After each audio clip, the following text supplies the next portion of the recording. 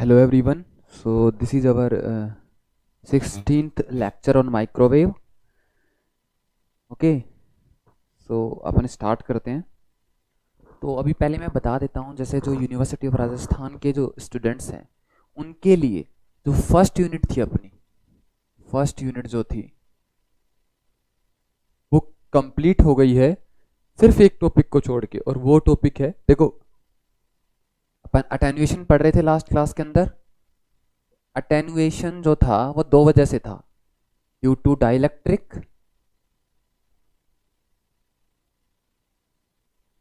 और दूसरा due to conducting wall. Due to conducting wall.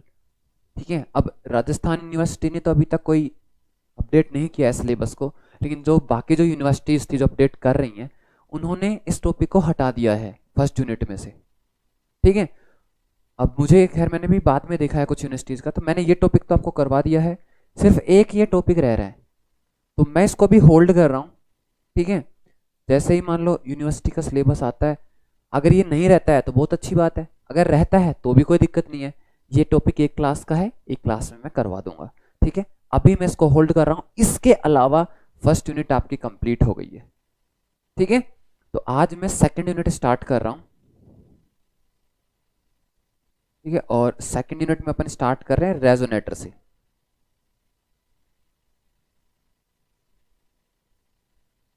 तो रेजोनेटर होता क्या है? अभी तक अपन क्या पढ़ रहे थे, वेवगाइड जो पढ़ रहे थे उसके अंदर ओपन एंड थे दोनों, ये एंड और ये एंड दोनों ओपन थे, यानी खुले हुए पाइप की तरह था. अगर सिलिंड्रिकल वेवगाइड की बात करूं तो ऐसे ऐसे था.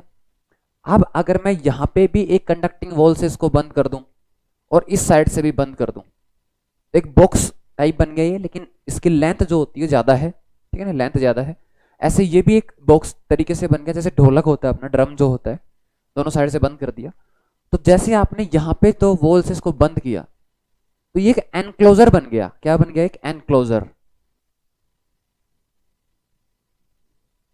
ठीक है. और इसके अंदर क्या होता है, इलेक्ट्रिक फील्ड और मैग्नेटिक फील्ड को कन्फाइन कर दिया जाता है. एक बार सिग्नल दिया, उसके बाद कंडक्टिंग वॉल लगा दी जो भी है, या फिर मान लो यहाँ से सिग्नल एक बार दिया और उसके बाद इसको बंद कर दिया, तो अब सिग्नल इसमें ट्रैप हो गया, एक तरीके से कन्फाइंड हो गया है. और सिग्नल क्या करेगा, अगर जो आप सिग्नल आपने दिया है वो इसकी रेजोनेंट फ्रीक्वेंसी के बराबर है, तो उस केस के अंदर क्या होगा, पीक वैल्यू आएंगी इलेक्ट्रिक फील्ड और मैग्नेटिक फील्ड की. इसके अंदर जो रेजोनेंस होगा, जो ओसिलेशन होगा, उनकी पीक वैल्यूज रहेंगी. ठीक है. तो बेसिकली फर्क इतना सा है कि अब आपने दो जो एंड थे, जो ओपन एंड थे, उनको क्लोज कर दिया है. तो वेवगाइड और रेजोनेटर में फर्क आपको समझ में आ गया होगा. ठीक है. तो ये सब चीजें हटाते हैं और अपन स्टार्ट करते हैं.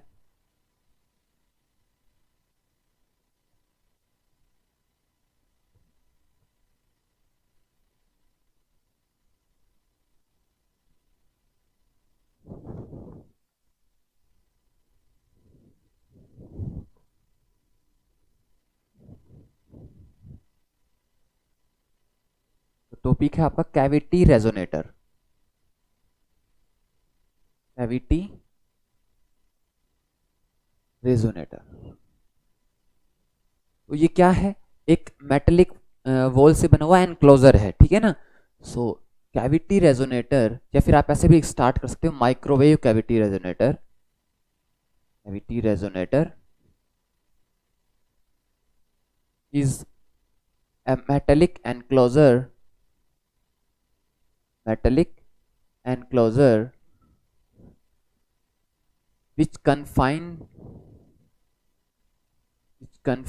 the electromagnetic field, electromagnetic field. ठीक है. तो in simple words, if we close the open ends of waveguide by metal walls, then it becomes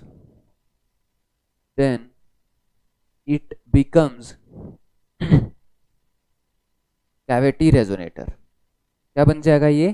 cavity resonator बन जाएगा। ठीक है, अब आपने इसके अंदर इलेक्ट्रिक और मैग्नेटिक फील्ड को कन्फाइन कर दिया, तो ये इलेक्ट्रिक एनर्जी और मैग्नेटिक एनर्जी को स्टोर करेगा। सो बेसिकली जैसे एलसी सर्किट होता है अपना, ठीक है ना, एलसी सर्किट में ऑसिलेशन होता रहता है, उस तरीके से मानो आप। तो इसके अंदर इलेक्ट्रिक और मैग्नेटिक फील्ड स्टोर हो गया है। तो जो इलेक्ट्रिक फील्ड और जो मैग्नेटिक फील्ड स्टोर हुआ है, उससे किसका पता चलेगा? इंडक्टेंस और कैपेसिटेंस का। किसका? इंडक्टेंस यानी कैपिटल एल और कैपेसिटेंस यानी सी। जैसे एलसी सर्किट के अंदर इलेक्ट्रिक और मैग्नेटिक फील्ड का ऑसिलेशन होता है, वैसे ही यहाँ पे होगा। तो जो स्टोर एनर्जी हो रही है उससे अपन पता लगाते हैं किसकी प्रॉपर्टीज का, कि इसकी इंडक्टेंस और इसका कैपेसिटेंस कितना है। ठीक है, प्लस जो कंडक्टिंग वॉल होंगी इसकी, वहां पे कुछ ना कुछ एनर्जी का लॉस होगा। तो कंडक्टिंग जो वॉल है उन पे होने वाले एनर्जी लॉस की वजह से इसकी कैलकुलेशन कर पाते हैं अपन, रेजिस्टेंस की कैलकुलेशन कर पाते हैं। क्योंकि आपको पता है एल और सी में एनर्जी का लॉस नहीं होगा, तो एनर्जी का लॉस कहाँ होगा? रेजिस्टेंस पे। तो जो एनर्जी लॉस हो रहा है उससे अपन डिफाइन करेंगे किसको? कैविटी रेजोनेटर के रेजिस्टेंस को डिफाइन करेंगे। क्लियर है? तो आगे मैं लिख सकता हूं, stored electric and magnetic field, stored electric and magnetic field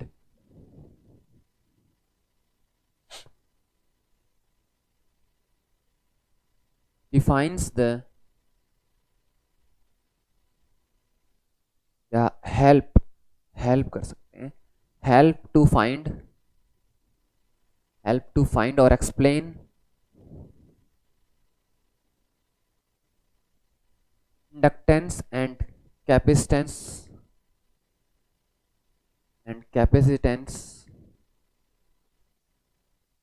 of cavity resonator.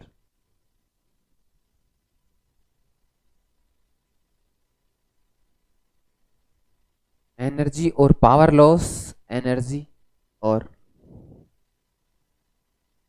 Power loss at conducting walls help to define the resistance of cavity resonator.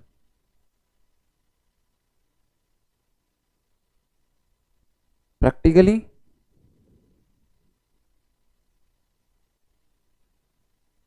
rectangular and cylindrical अब भाई मेटेलिक एनक्लोजर की shape तो कैसी भी हो सकती है, एक स्फीयर ले लूं वो भी एक मेटेलिक एनक्लोजर है, लेकिन जो यूज किए जाते हैं वो कौन से यूज किए जाते हैं? रेक्टेंगुलर वेवगाइड को बंद कर दोगे तो रेक्टेंगुलर कैविटी रेजोनेटर, और सिलिंड्रिकल को बंद कर दोगे तो सिलिंड्रिकल कैविटी रेजोनेटर।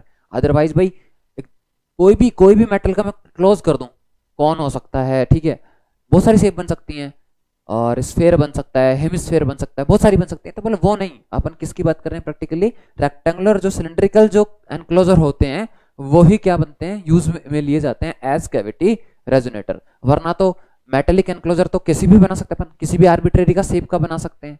ठीक है, so rectangular and cylindrical cavity resonator.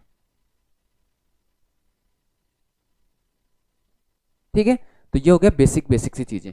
उसके बाद बात आती है कि भैया आपका जो कैविटी रेजोनेटर हो गया, दो टाइप का हो गया, रेक्टेंगुलर और सिलिंड्रिकल। दोनों के लिए अपन फील्ड इक्वेशंस वगैरह पढ़ेंगे, लेकिन उससे पहले एक चीज और अपन बताते हैं। अब जैसे वेवगाइड के अंदर कट ऑफ फ्रीक्वेंसी हो रही थी, ऐसे यहाँ पे ऑसिलेशन होगा, यहाँ पे प्रोपागेशन नहीं हो रहा क्योंकि दोनों साइड बंद है। तो यहाँ पे तो क्या होगा? बस फील्ड का ऑसिलेशन होगा, उसको कन्फाइन कर लिया जाएगा। ठीक है, तो वो रेजोनेंस की कंडीशन आएगी। तो जैसे वहां पे बहुत सारे मोड पॉसिबल थे, TE10, TE01, TE11, TE21, TE22, बहुत सारे मोड पॉसिबल थे। ऐसे ही कैविटी रेजोनेटर में भी इनफाइनाइट रेजोनेंट मोड पॉसिबल हैं। कितने? इनफाइनाइट, कितने भी हो सकते हैं।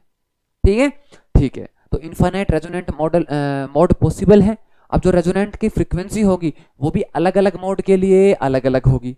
जैसे कट ऑफ फ्रीक्वेंसी कि जैसे कैसे बदल जाती थी, जैसे इसमें डायमेंशन बदलता था, मोड बदलता था, तो क्या हो जाती थी? कट ऑफ फ्रीक्वेंसी भी बदल जाती थी। एम और एन पर डिपेंड करती थी सिमिलरली यहाँ पे भी अगर अपन मोड चेंज करेंगे, रेजोनेंट मोड चेंज करेंगे, तो रेजोनेंट फ्रीक्वेंसी भी बदलेगी। तो अगर इनफाइनाइट रेजोनेंट मोड है तो उनके कॉरस्पॉन्डिंग इनफाइनाइट रेजोनेंट फ्रीक्वेंसी हो जाएंगी। क्लियर है? ठीक है। लेकिन फिर भी जब अपन डायमेंशन लेंगे, बार बार तो डायमेंशन चेंज नहीं करेंगे, लेंथ हो गया, हाइट हो गई, विड्थ हो गई, ठीक है, तो ए बी सी कुछ फिक्स करेंगे अपन, तो वही चीजें उनके फिक्स करने से मान लो कि अपने को ये वाला मोड पे रेजोनेंस रखना है, ठीक है, जैसे ये मान लिया अपन ने, तो 2 गीगाहर्ट्ज पे रखना है, ठीक है, 2 गीगाहर्ट्ज पे। तो अब अगर आपका जो इम्प्रेस्ड सिग्नल है, जो सिग्नल आपने इसको दिया है, उस सिग्नल की फ्रीक्वेंसी अगर 2 गीगाहर्ट्ज हुई तो रेजोनेंस हो गया। भाई इसकी रेजोनेंट फ्रीक्वेंसी भी 2 गीगाहर्ट्ज है और जो आप सिग्नल दे रहे हो उसकी भी कितनी है, 2 गीगाहर्ट्ज। तो रेजोनेंट की कंडीशन में क्या होता है, मैक्सिमम एम्पलीट्यूड जाता है। क्या जाता है? मैक्सिमम एम्पलीट्यूड जाएगा, किसका? इलेक्ट्रिक और मैग्नेटिक फील्ड का। तो जो पीक एनर्जी स्टोर्ड होगी, पीक यानी मैक्सिमम जो एनर्जी स्टोर्ड होगी, इलेक्ट्रिक एनर्जी और मैग्नेटिक एनर्जी, उन दोनों की भी वैल्यू क्या होगी? सेम होगी, ठीक है। और ये आप छोटी क्लास से पढ़ते आ रहे होगी ईएम वेव के अंदर कि stored energy in inductance and capacitance be equal. तो क्यों क्या होता है? इलेक्ट्रिक फील्ड मैग्नेटिक फील्ड में कन्वर्ट होता है, मैग्नेटिक फील्ड इलेक्ट्रिक फील्ड में कन्वर्ट होता है, यही होता है ईएम वेव के अंदर, ठीक है। तो ये बात आ गई इसकी मोड की और रेजोनेंट फ्रीक्वेंसी की। उसके बाद वहां पे कट ऑफ फ्रीक्वेंसी थी, यहाँ पे रेजोनेंट फ्रीक्वेंसी है। तो जो लोएस्ट रेजोनेंट फ्रीक्वेंसी होगी किसी भी कैविटी रेजोनेटर के लिए, जो लोएस्ट रेजोनेंट फ्रीक्वेंसी का केस होगा, उसको अपन क्या बोल देंगे? Dominant mode. क्या बोल देंगे? Dominant mode. जैसे अपन वहां पे क्या बोलते थे रेक्टेंगुलर वेवगाइड, सिलिंड्रिकल वेवगाइड में लोएस्ट कट ऑफ फ्रीक्वेंसी का जो मोड होता था उसको डोमिनेंट मोड बोलते थे। यहाँ पे जो लोएस्ट रेजोनेंट फ्रीक्वेंसी का केस होगा उससे हम क्या बोलेंगे? डोमिनेंट मोड बोलेंगे। क्लियर है? ठीक है। तो ये और थोड़ी बेसिक इन्फॉर्मेशन हो गई। अब ये आप एक बार पॉज करके लिख लेना, because this lecture is a recorded lecture because of the time lag, ठीक है।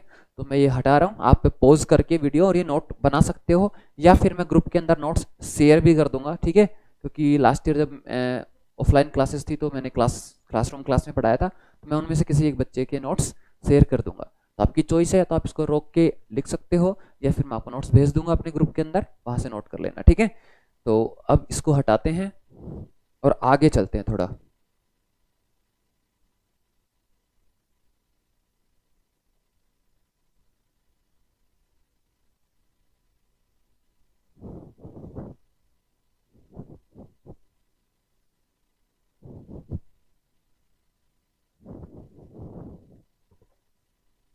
ठीक है, तो इसी ये टॉपिक अभी, ठीक है ना, उसी के अंदर अपन आगे चलते हैं। there may be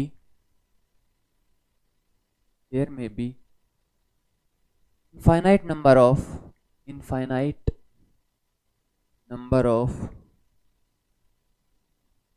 resonant modes. ध्यान रखना, जो मैं कैविटी रेजोनेटर लिख रहा हूँ उसको सिर्फ रेजोनेटर भी बोल सकता है एग्जाम में, तो कंफ्यूज मत हो जाना आप, है ना। Of resonator, infinite number of resonant mode are possible when impressed signal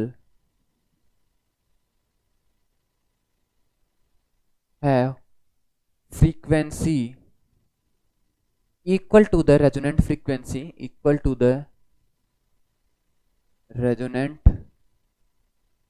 frequency, then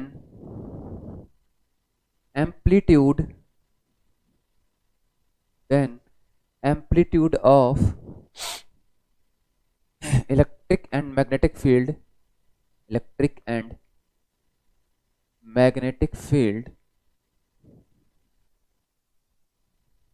be maximum। क्या होगा? मैक्सिमम होगा, ठीक है। सो stored energy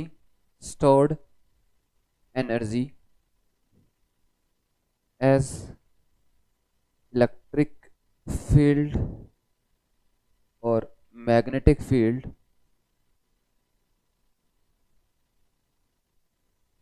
have same peak value,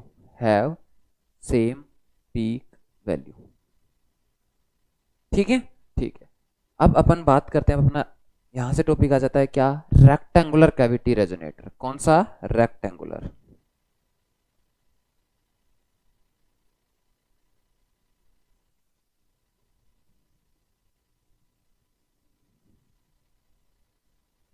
तो रेक्टेंगुलर कैविटी रेजोनेटर क्या होगा भाई,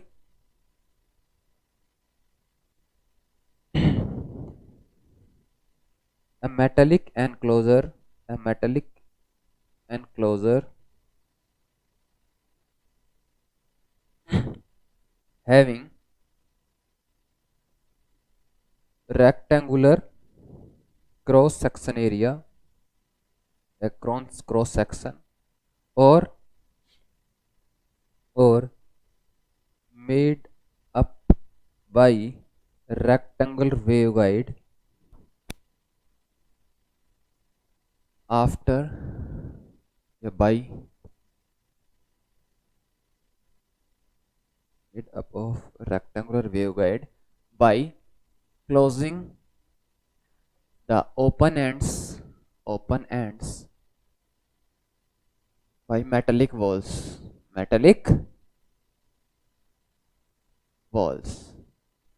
ठीक है, तो देखो शेप कुछ तरीके से हो जाएगी, जैसे आपका एक क्यूबॉइड होता है वैसी शेप हो जाएगी। क्यूबॉइड तो समझते हो ना, जैसे माचिस की डब्बी, ये बनेगा यार कुछ ऐसे, ऐसे बनाते हैं, ऐसे बनाते हैं ना।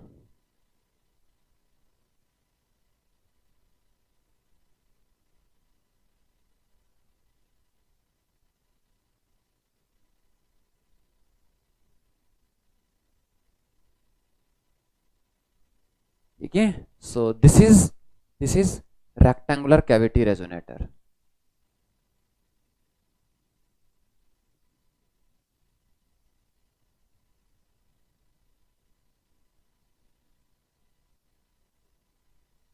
रेजोनेटर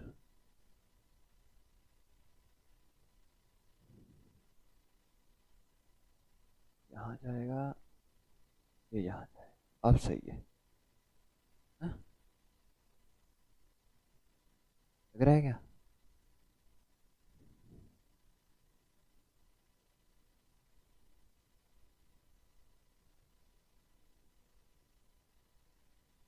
ये जाएगा भैया, ऐसे ही बेटर लगता है ये, समझ रहे हो। बाकी क्यूबॉइड जैसी शेप है इसकी, है ना, क्यूबॉइड।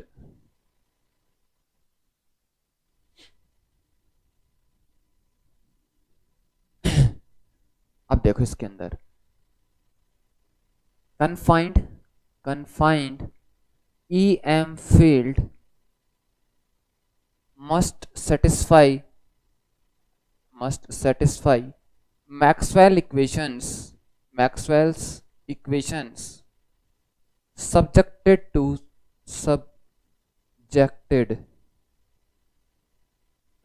Boundary conditions. और बाउंड्री कंडीशंस आपको पता ही होगा, याद है या नहीं है, क्या होती है बाउंड्री कंडीशंस, कि कंडक्टिंग वॉल के टेंजेंशियल कोई इलेक्ट्रिक फील्ड नहीं होगा, tangential component of electric field on the surface of conductor vanishes, गायब हो जाएगा, जीरो हो जाएगा, और perpendicular component of magnetic field vanish, यानी कि टेंजेंशियल तो इलेक्ट्रिक फील्ड का वेनिश करेगा और मैग्नेटिक फील्ड का परपेंडिकुलर कंपोनेंट वेनिश करेगा। ठीक है, तो मैं लिख भी देता हूं, that is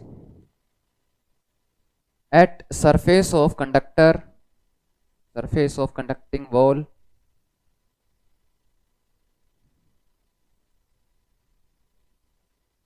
tangential to surface of electric field and perpendicular to surface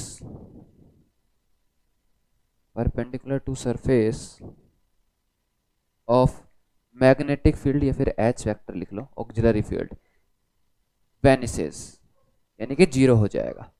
clear है। सो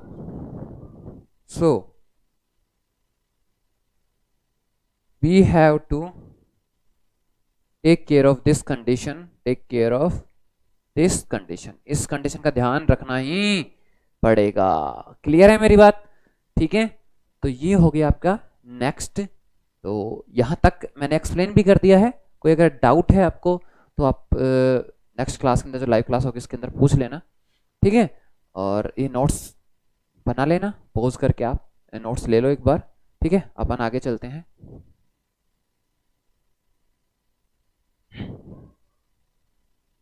ध्यान रखना टॉपिक क्या चल रहा है, अब रेक्टेंगुलर कैविटी रेजोनेटर चल रहा है।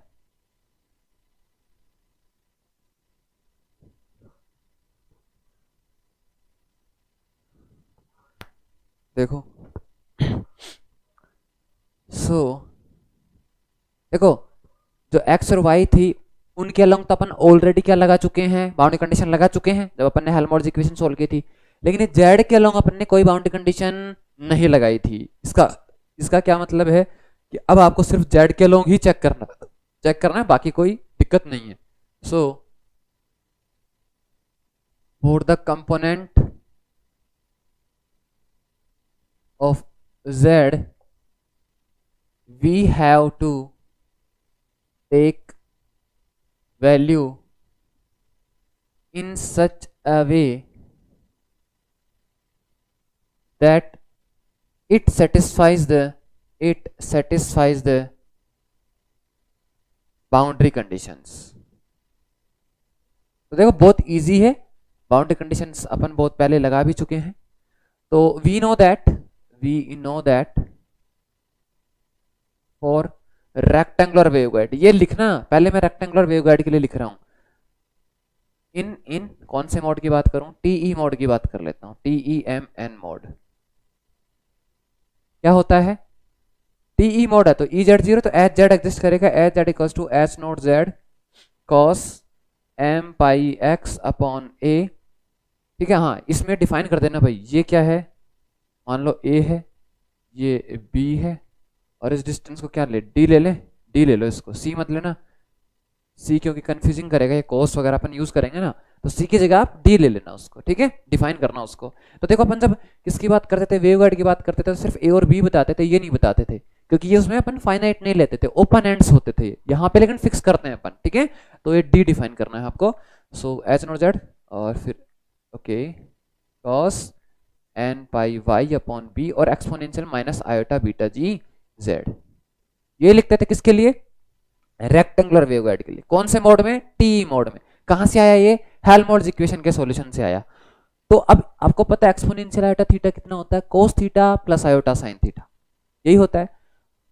अब अपना काम क्या है, अपना काम ये है कि इनमें से कौन सा लें, क्योंकि आप देखोगे ना तो एक्स का भी सिर्फ एक है, वाई का भी एक है, तो कोस आता है साइन आता है, दोनों नहीं आते हैं। तो क्यों नहीं आते हैं, इनमें बाउंड्री कंडीशन ऑलरेडी लगा चुके हैं।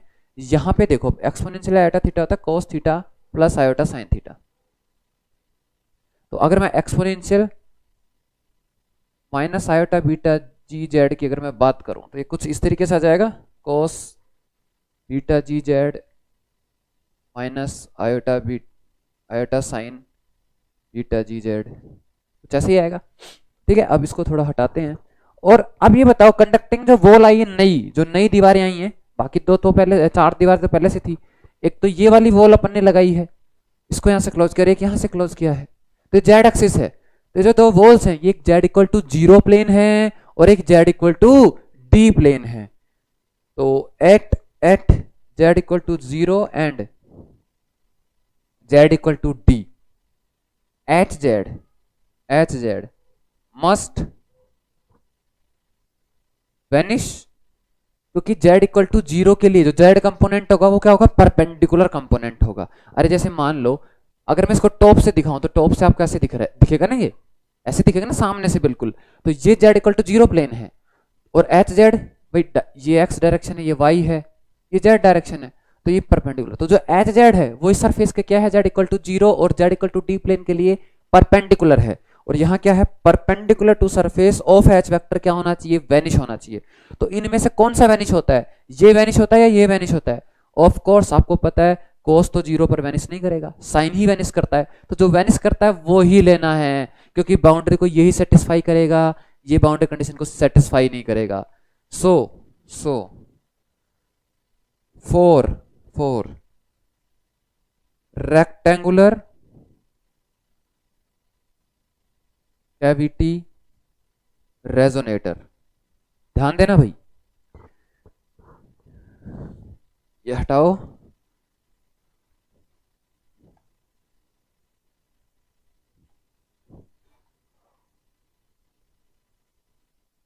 एच जेड क्या हो जाएगा, H not Z cos M, अच्छा, और टी ई, टी ई। अब इसके लिए मुझे एक और पैरामीटर लेना एक और सबस्क्रिप्ट लेना पड़ेगा, तो मैं पी ले लेता हूँ, cos M pi X upon ए, cos N pi Y upon B. अच्छा, इसमें से कॉस आएगा तो बाउंड्री कंडीशन सेटिस्फाई होगी नहीं, तो कॉस नहीं आ सकता, तो साइन आ सकता है, क्योंकि अब देखो साइन जो है कंडीशन को सेटिस्फाई करेगा। अब जैसे ही अब ये प्रोपगेशन कांस्टेंट था, तो जैसे इनमें आया है वैसे ही इनमें कुछ आएगा, है ना। तो इसमें क्या लिख देंगे, एम एन, इसमें लिख देंगे P pi Z divided by D, E pi Z divided by D.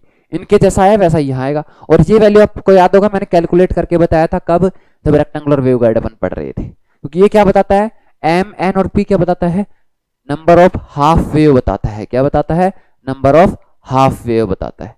ठीक है, तो यहां से आपको ये चीजें क्लियर हो गई होंगी कि इसमें कोस नहीं आ सकता। क्यों, क्योंकि कोस वेनिश नहीं करेगा z इक्वल टू 0 पर, तो वेनिश नहीं करेगा तो भैया ये सेटिस्फाई नहीं करेगा, साइन सेटिस्फाई करेगा। तो यहां से देखो, अगर m की बात करूं तो कोस, जब भी कोस आए तो ध्यान रखना कि जो साथ का जो सब्सक्रिप्ट है वो 0 से स्टार्ट हो सकता है, 0 1 2 3, ये भी 0 1 2 3, लेकिन p 0 से स्टार्ट नहीं हो सकता। बताओ क्यों, क्योंकि अगर p 0 कर दिया तो साइन 0 0, पूरा फील्ड ही 0 हो गया। और अगर टीई मोड है तो एच जेड को नॉन जीरो होना ही पड़ेगा, क्योंकि एच जेड ही बाकी फील्ड को ड्राइव करता है। फील्ड इक्वेशन लिखी थी ना अपन ने, याद होगा ना, जब टी मोड अपन ने सोल्व किया था तो एच जेड को लेके सोल्व किया था, जब टीएम मोड सोल्व करते हैं तो टीएम मोड को ई जेड को लेके सोल्व करते हैं, तो यहाँ पे पी 0 नहीं हो सकता। तो ये हो गई कंडीशंस। ठीक है, तो अब ये आपको क्या करना पड़ेगा, याद रखना पड़ेगा। तो यहाँ पे अपन अगर वेव वेक्टर की बात करें तो के सी स्क्वायर क्या हो जाएगा, वहां पे क्या होता था, एम पाई अपॉन ए का square plus N pi upon B का स्क्वायर। अब यहाँ पे और कौन आ गया, पी और आ गया, तो पी पाई अपॉन डी का होल स्क्वायर। तो ये क्या आ गया आपका, के सी स्क्वायर आ गया। अब यहां से अपन धीरे धीरे क्या निकालेंगे, जो रेजोनेंट फ्रीक्वेंसी है, वेवलेंथ है, वो सब चीजें कैलकुलेट अपन यहाँ से कर लेंगे। उसके बाद अपन फील्ड इक्वेशन निकालेंगे, फील्ड इक्वेशन निकालेंगे। ठीक है, तो एक बार यहाँ तक देख लो, ठीक है, नोट कर लो, और कोई डाउट हो तो मेरे को व्हाट्सएप पे भी पूछ सकते हो आप, ऐसी कोई बात नहीं है। ठीक है, या फिर कॉल कर लेना।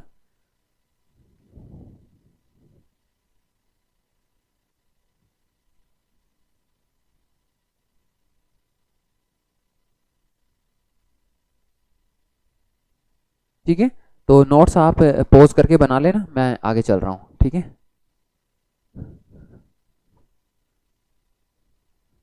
तो इसको आप के सी ना कहो, सिर्फ के कह दो, ज्यादा बेटर रहेगा ना, सिर्फ वेव वेक्टर, क्योंकि कट ऑफ नहीं है यहाँ पे। या फिर के आर लिख सकते हो आप, क्योंकि रेजोनेटर है ना ये, तो के सबस्क्रिप्ट में आर लगा सकते हो आप, तो आर लगा लो, ज्यादा बेटर रहेगा। ठीक है, तो देखो वहां पे आप क्या लिखते थे, K square equals to mu epsilon omega C square, यहाँ पे सी नहीं आएगा, रेजोनेटर आएगा। ठीक है, तो omega R square is equals to 1 upon mu epsilon, और ये वैल्यू एम, तो पाई स्क्वायर आर लिख देता हूं मैं, एम अपॉन ए का square plus N upon B का square plus P upon D का स्क्वायर। अगर मैं ओमेगा आर की बात करूं तो हो जाएगा pi upon under root mu epsilon M upon A का square plus N upon B का square and plus P upon D का होल स्क्वायर, और पावर 1/2। अगर एफ आर कर दूं मैं यहाँ तो 2 पाई आएगा एक्स्ट्रा, तो पाई से पाई कट जाएगा और ये आ जाएगा 1/2 under root mu epsilon M upon A का square plus N upon B का whole square plus P upon D का होल स्क्वायर, और पावर में 1/2। तो ये होगी कट ऑफ फ्रीक्वेंसी आ गई। ठीक है ना, ये कट ऑफ एंगुलर फ्रीक्वेंसी थी, ये लीनियर फ्रीक्वेंसी होगी एक तरीके से। उसके बाद अपन बात करें कट ऑफ नहीं, सॉरी, रेजोनेंट, है ना, या ध्यान रखना रेजोनेंट है ये, आर का मतलब रेजोनेंट फ्रीक्वेंसी। ठीक है, अच्छा, अब नेक्स्ट अपन बात करते हैं resonant wavelength.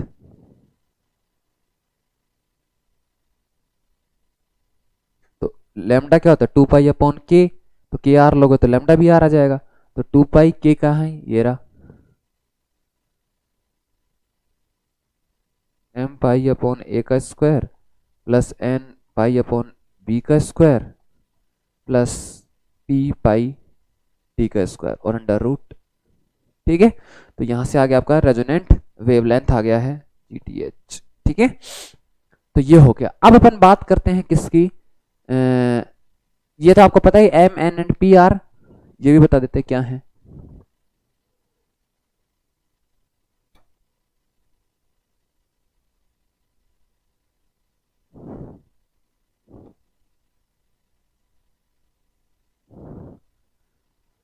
M number of half waves along, किसकी हाफ वेव, इलेक्ट्रिक फील्ड और मैग्नेटिक फील्ड की, along X axis, and number of half waves along Y axis. P क्या है, number of half wave along G axis और you can say Z axis. ठीक है, इसके बाद अपन बात करते हैं अपने फील्ड इक्वेशंस की। Field equations for TE M N P. अच्छा, इससे पहले डोमिनेंट मोड बता देते हैं ना, डोमिनेंट मोड क्या होता है। तो डोमिनेंट मोड क्या होता है वो बता देते हैं। तो क्या बताया था मैंने, dominant mode, mode having lowest resonant frequency, lowest resonant frequency is called dominant mode, is called dominant mode।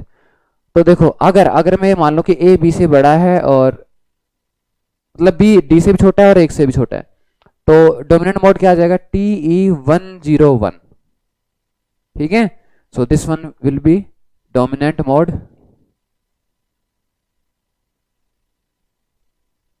तो डोमिनेंट मोड के लिए अगर फ्रीक्वेंसी निकालना चाहते हो आप, तो 1/√2 म्यू एप्सिलॉन।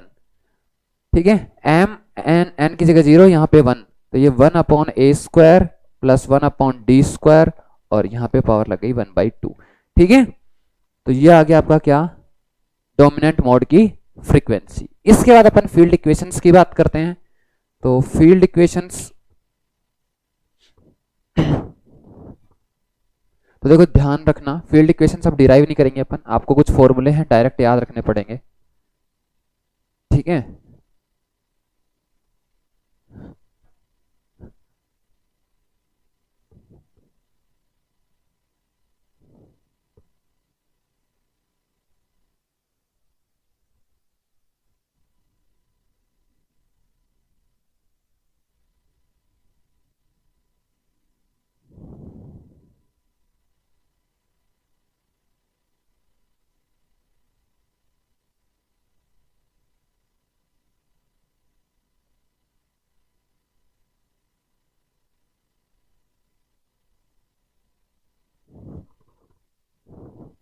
तो बेसिकली के स्क्वायर को एच स्क्वायर से डिनोट किया जाता है, जब फॉर्मूले में डिनोट करेंगे तो आप के स्क्वायर भी लिख सकते हो, जरूरी नहीं है ये। और याद करना बिल्कुल आसान है, रेक्टेंगुलर कैविटी रेजोनेटर की तरह ही है। तो देखो, अगर आप TE MNP फील्ड इक्वेशंस, तो आपको पता है अगर TE मोड से आप स्टार्ट करें तो आपके पास होगा क्या, आपके पास होगा HZ, तो ये होगा H0Z cos M pi x upon A cos N pi y upon B और साइन P पाई Z अपॉन D। अब देखो, जो है अगर उसी के कंपोनेंट निकालने, जैसे मान लो आपको निकालना है HX, तो HX हो जाएगा 1/h² del square HZ upon del x del z। Double order derivative है। देखो, जिसका निकाल रहे हो ना, एक तो उसके साथ में करना है और एक खुद का जो कंपोनेंट है उसके साथ में करना है। HY क्या हो जाएगा, 1/h² डेल स्क्वायर HZ, एक तो y के रेस्पेक्ट में और एक जो कंपोनेंट है जिसका है उसके रेस्पेक्ट में। ठीक है, उसके बाद अपन बात करते हैं EX की। तो EX में देखो थोड़ा सा अलग आएगा, आयोटा ओमेगा, क्योंकि T तो iota omega mu upon H² या फिर आप कैसे स्क्वायर भी लिख सकते हो। ठीक है, माइनस, और ये x है तो x का कैसे निकालते हैं अपन, y के रेस्पेक्ट में, तो del HZ upon delta y, और यह आ जाएगा EY, यह आ जाएगा iota omega mu upon H² और del HZ upon delta x। आपको पता है जो फील्ड दिया गया है उसके अलावा h दिया गया है और e निकालना है तो उल्टा करते हैं, x निकालना है तो y, के रेस्पेक्ट में करोगे और y निकालना है तो x के रेस्पेक्ट में करोगे। ठीक है, अब पार्शियल डेरिवेटिव आपको करना आता ही है। अब ये फैक्टर भी ज्यादा इंपॉर्टेंट क्यों नहीं है, इसलिए इंपॉर्टेंट नहीं है क्योंकि अपन लास्ट में क्या कर देते हैं, उन सबको एम्पलीट्यूड बना देते हैं, इसलिए।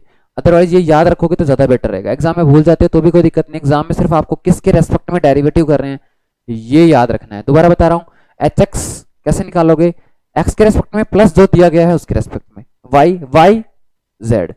ई एक्स उल्टा होता है, एक्स का कर रहे हो तो वाई के रेस्पेक्ट में और वाई कर रहे हो तो एक्स के रेस्पेक्ट में। ऐसे ही देखो, आपको समझाने के लिए मैं टीएम मोड के लिए भी अभी बता देता हूं, उसी से पैटर्न समझ के तो आपको याद करने में आसानी रहेगी। बाकी टीएम मोड अभी थोड़ी देर बाद आएगा। तो अगर देखो टीएम मोड में आपका क्या दिया जाएगा, ई जेड दिया जाएगा। तो अगर आपको ई एक्स निकालना है तो क्या निकलेगा बताओ, 1/h² del square E Z, एक एक्स के रेस्पेक्ट में और एक जेड के रेस्पेक्ट में। ई वाई निकालना है तो क्या आएगा, 1/h² del square E Z, Y के रेस्पेक्ट में और जेड के रेस्पेक्ट में। फिर एच एक्स, तो एच एक्स निकालना है तो यहाँ पे iota omega epsilon upon h², वहां पे म्यू आता है, यहाँ पे एप्सिलॉन आता है, ये फर्क है। अच्छा बताओ क्या आएगा, डेल ई जेड, ये x है तो मतलब y के रेस्पेक्ट, क्योंकि e दिया गया है x तो उल्टा है तो अपोजिट कर देते हैं। ऐसे ही एच वाई में क्या आ जाएगा, आयोटा एप्सिलॉन ओमेगा h² और del E Z upon delta x। अभी जो ये फैक्टर है ये भी ज्यादा इंपॉर्टेंट नहीं है, क्योंकि अपन उनको ले दे के क्या लिख देते हैं लास्ट में, एम्पलीट्यूड बना देते हैं। जैसे ई एक्स के लिए ई नोट एक्स लिख देते हैं, इसके लिए ई नोट वाई लिख देते हैं। तो अगर ये भूल भी जाते हो ना एग्जाम में तो दिक्कत नहीं है, लेकिन ये डेरिवेटिव नहीं भूलना है कि किसका डेरिवेटिव है। ठीक है,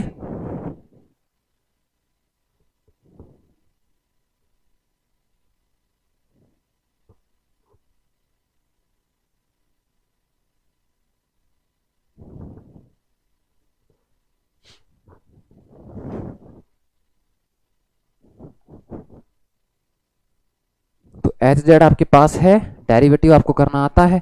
अच्छा एच कट नहीं है भैया, एच है। एक्चुअली क्या है कि नेट में भी क्वांटम चल रहा है और एच कट थोड़ा ज़्यादा आता रहता है वहाँ पे। तो बेसिकली एच क्या है, एच क्या है, एच के ही है, तो आप के भी लिख सकते हो। यानी कि जो मैंने एम पाई अपॉन ए का square plus N pi upon B का square plus P pi upon D का स्क्वायर का अंडर रूट लिया था, वही क्या है, एच है। यहाँ पे ये नोटेशन थोड़ा अलग कर दिया। तो यहाँ पे देखो 1/h² H note Z, x के रेस्पेक्ट में भी करना है और जेड के रेस्पेक्ट में करना है। एक्स के रेस्पेक्ट में करोगे तो एम पाई अपॉन ए और पी पाई अपॉन डी, तो कोस का बन जाएगा sign M pi X upon ए, ये वाला एज इट इज रहेगा, कोस N pi Y upon B, और साइन बन जाएगा कोस P pi Z upon D. लेकिन देखो अब अपन इस पूरे को क्या लिख देंगे, एच नॉट एक्स लिख देंगे, तो आपको दिक्कत नहीं आएगी। तो इसके नीचे क्या करना है, पूरे को एच नॉट एक्स लिखना है, ये इक्वेशन एज इट इज लिख देना। तो आप अगर ये चीजें भूल भी जाते हो आगे क्या है तो कोई दिक्कत नहीं है, क्योंकि एग्जामिनर को ये चीजें सही चाहिए, ये चीजें सही चाहिए। ठीक है, अब यहाँ पे आओ तो 1/h², वाई के रेस्पेक्ट में और जेड के रेस्पेक्ट में करना है। तो वाई के रेस्पेक्ट में करूंगा तो यहाँ से एन पाई अपॉन बी बाहर आएगा। ठीक है, वैसे ऐसे यहाँ पे माइनस भी आएगा, इसका करोगे तो माइनस भी आएगा एक। ठीक है, ऐसे यहाँ पे भी माइनस आएगा, और जेड के रेस्पेक्ट में करोगे तो पी पाई अपॉन डी बाहर आएगा। तो कोस M pi X upon A sine N pi Y upon B और कोस P pi Z upon D. इस पूरे क्या लिख दोगे, एच नॉट वाई लिख दोगे और बाकी इक्वेशन एज इट इज। ठीक है, ई एक्स में आओ, minus iota omega mu h², Y के रेस्पेक्ट में करना है।